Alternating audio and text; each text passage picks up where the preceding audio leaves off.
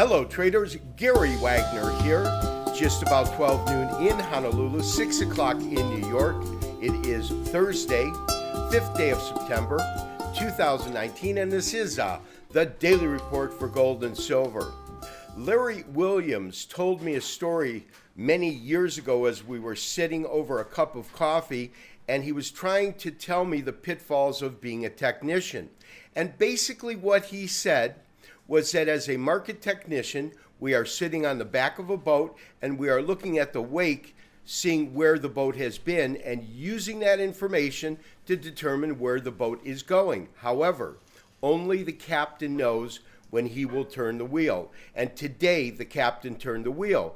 On a news of two events, the ADP report, which was robust at 195,000, as well as that the talks between the Chinese and the United States would resume in October, sent gold and silver sharply lower. They moved equities sharply higher. Whether or not there was major chart damage is what we will discuss when we look at current pricing as well as our charts. Traders, we are looking at current pricing in the afternoon session. We have gold up 80 cents, but that's after falling $34.90, a 2.2% decline. Silver, though, is trading lower after the decline. There's been no re-up on that, so to speak, and it fell 74 cents, a total of 4.13%, and is now down another 6 cents at 1874. We did enter a silver trade, and I do have to report to you that we were stopped out today when the market traded to our price point. Let's take a look at some charts and our technical studies.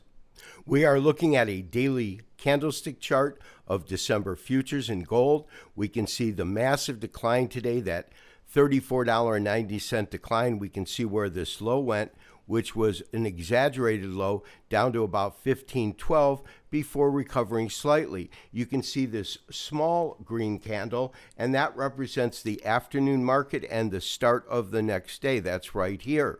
Now, what we can do is wait to see if in fact we get some kind of a recovery. Now, we do have the jobs report out tomorrow. We had the ADP report out today, and of course, mid-September is the FOMC meeting. Now, when I look at this chart, what it tells me is that if we do continue to fall, and that is really a distinct probability, we would not find any major support until we get to approximately 1498.